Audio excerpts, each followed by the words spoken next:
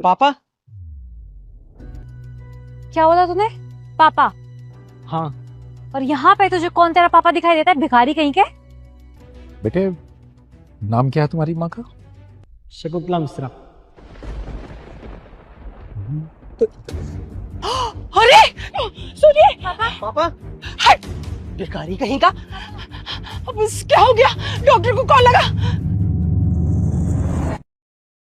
देखिए, जो कुछ हुआ है उसमें कोई कुछ नहीं कर सकता, पर जो वसीयत आपके पापा ने बनाई है वो उसी हिसाब से बढ़ेगी।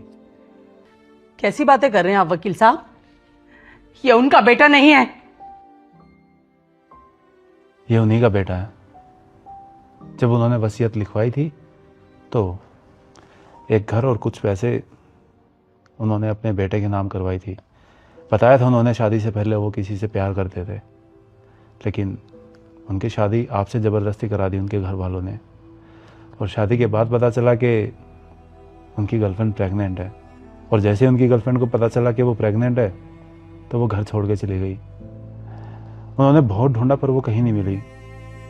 उस टाइम पता चला कि उन्हें बेटा हुआ है, और उन्होंने बोला था कि जब भी उनका बेटा उन्हें ढूंढते हुए आए तो ये घर और पैसे उन्हें दे देना। तो ये उन्हीं का बेटा है, तो आपको इन्हें अपने साथ रखना पड़ेगा और जो भी प्रॉपर्टी है वो इन्हें देनी पड़ेगी।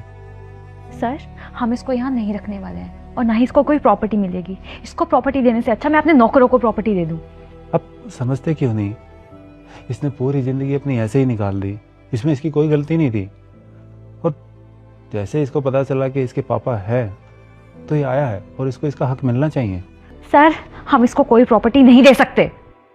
पर सर, रहने दीजिए। मैं यहाँ कोई प्रॉपर्टी लेने नहीं आया था। मेरी माँ ने अपने आखिरी समय में मुझसे कुछ बोला था, बस पापा को वही बताने आया था। लेकिन मेरे आते ही पापा को हार्ट अटैक आ गया। मुझे कोई प्रॉपर्टी नहीं चाहिए, ना कोई हिस्सा चाहिए, ना कोई पैसा चाहिए, ना इस घर में कोई जगह। मैं तो बस अपने पापा के गले लगना चाहता था, उनसे बात करना चाहता था।